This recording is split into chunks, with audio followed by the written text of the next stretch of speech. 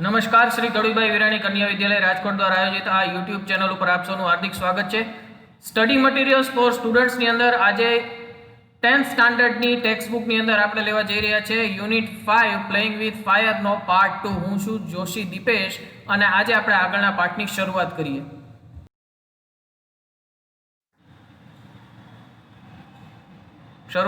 આદર્શ વાંચનથી.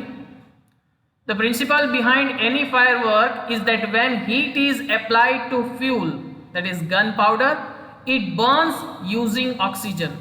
However, because the fuel is packed tightly to keep the heat in the burning take place all of a sudden, it causes the characteristic loud noise. The actual manufacturing process of firework is simple.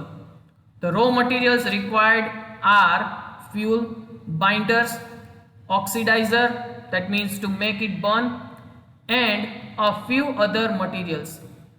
The ingredients are ground and mixed well. The mixture is pushed through a machine from which it comes out as long rolls or strips and then rolled in cardboard or old newspaper with fuse.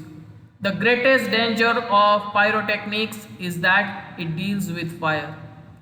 The industry is notorious for its accidents, whether in the USA, Japan, or India. Though the mixture is stable, if kept cool and dry, it can catch fire if heat is accidentally applied through too much friction sometimes, or from a spark or an impact.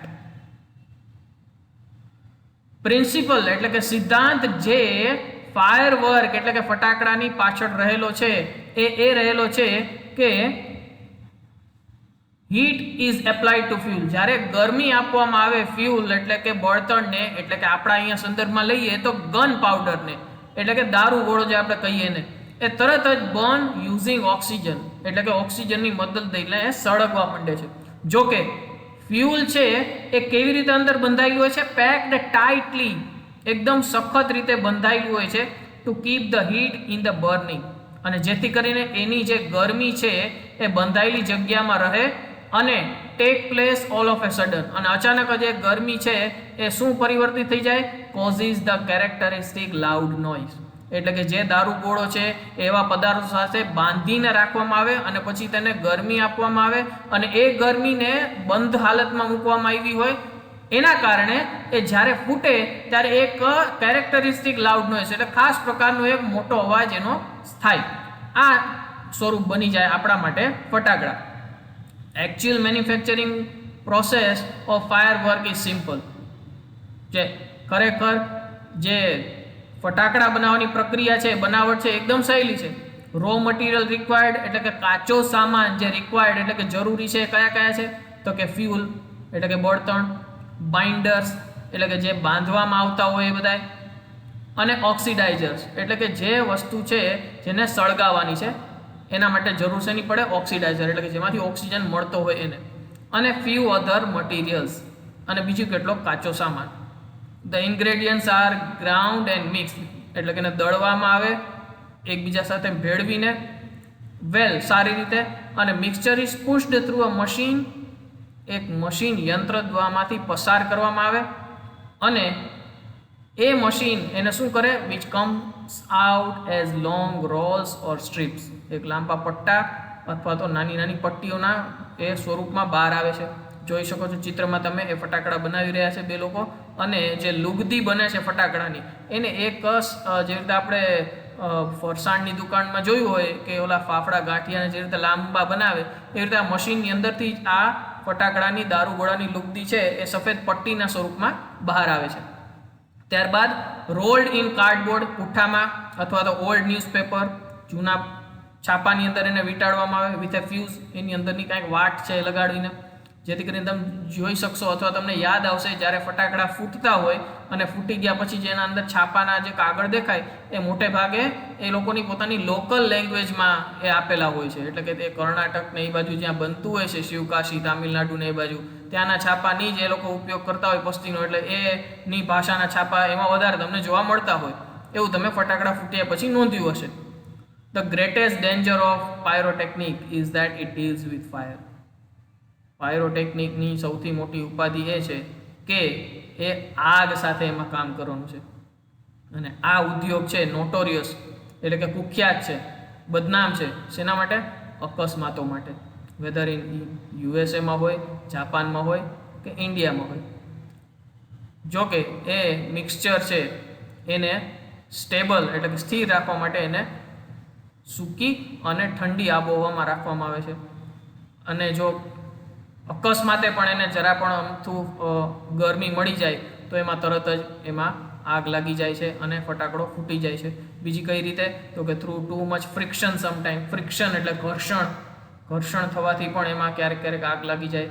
અને or from a spark or an impact એટલે પછડાટ થવી, spark એટલે તણખલો થવો. આ બધામાંથી કોઈ પણ રીતે એના અંદર એ આગ લાગી શકે છે. જોઈ શકો છો તમે આ ચિત્રો મેં બતાવ્યા એમાં કે કઈ રીતે એ લોકો ફટાકડા બનાવતો હોય છે, એની પ્રારંભિક પરિસ્થિતિ કેવી હોય છે.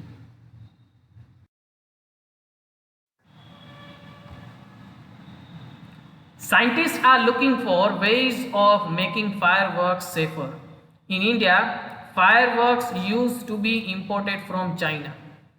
During the Second World War, these imports were stopped, and the safety match producers of Shivkashi in Tamil Nadu began manufacturing fireworks for Deepavali. In 1992, the country used about 60 crores worth of fireworks, and 60 to 70% of these came from Shivkashi.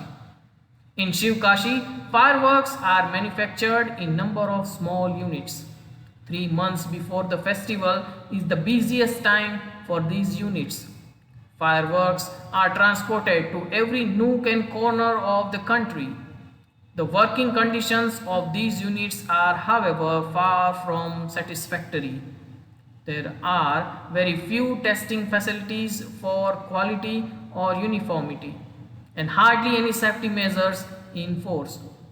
This is why we hear of accidents in Shivkashi year after year. It is very difficult to get information on how to manufacture fireworks because it is not considered safe to give everybody the details.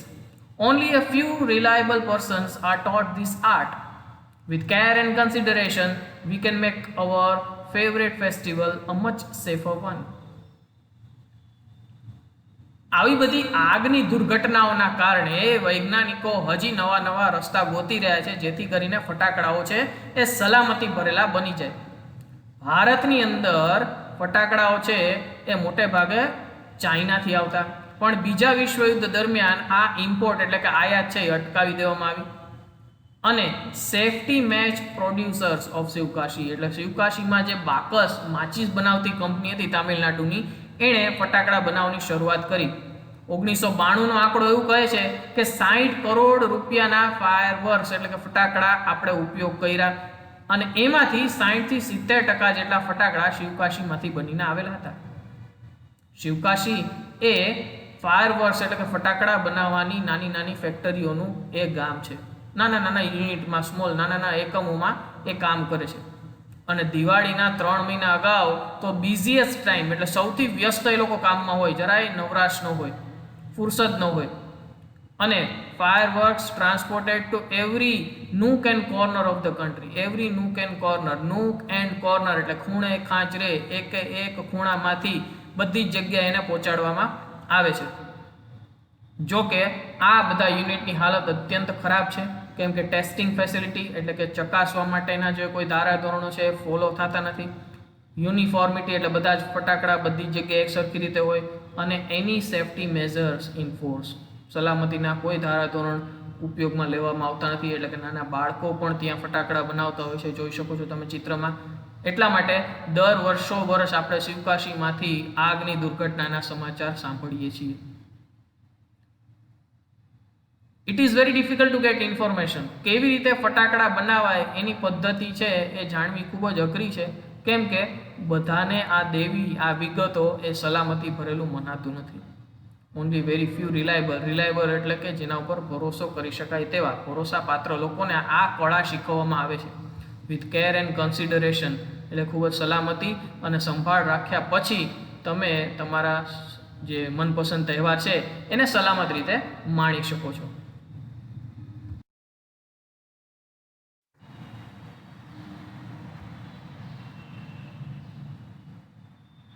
In many countries, fireworks are not allowed to be used by individuals. Only community displays, specially organized with the help of experts, are allowed. A great deal of care is taken for safety at these displays. However, since even children are allowed to play with fireworks in India, it is important to observe certain safety rules. Fireworks should be stored, handled, and lit with care. They should never be stored or unpacked near flame, gas cylinder, or heater.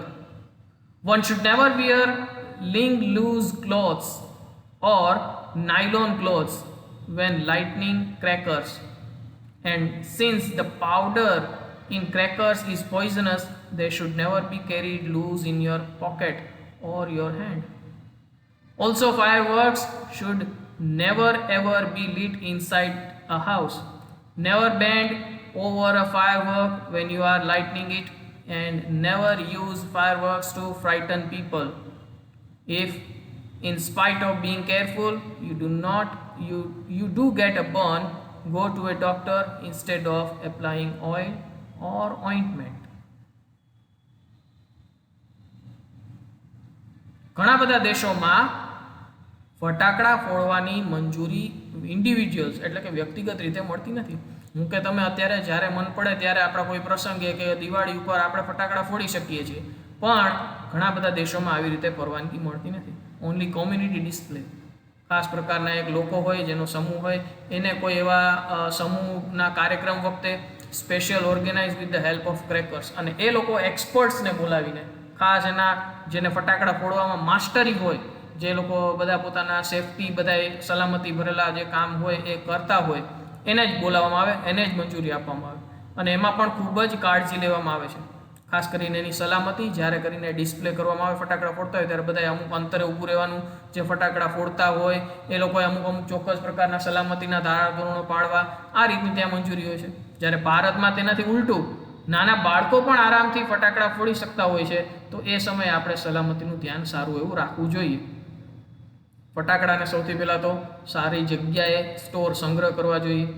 સારી જગ્યાએથી એનું handling એટલે કે એક જગ્યાએ બીજી જગ્યાએ લઈ જવાનું કામ કરવું જોઈએ. એન્ડ લીટ એટલે પ્રગટાવવા અથવા તો તેને આગ ચાપવી એકદમ સંભાળપૂર્વક થવું જોઈએ. નેવર બી સ્ટોર્ડ, ક્યારે એને એ જગ્યાએ સંગ્રહ ન કરવો જોઈએ જ્યાંથી, અથવા તો એવી જગ્યાએ ન ખોલવા જોઈએ જ્યાંથી જે જગ્યાએ ફ્લેમ એટલે કે જ્વાળાઓ હોય, ગેસ સિલિન્ડર હોય અથવા તો હીટર, આવા કોઈ જેથી ઝડપથી એ લોકો આગ પકડી શકે. લોંગ લૂઝ ક્લોથ્સ, લાંબા ઢીલા એવા કપડાં પહેરવાના નહીં, અથવા તો નાયલોનના કપડાં પહેરવાના નહીં જ્યારે ફટાકડા ફોડતા હોય ત્યારે.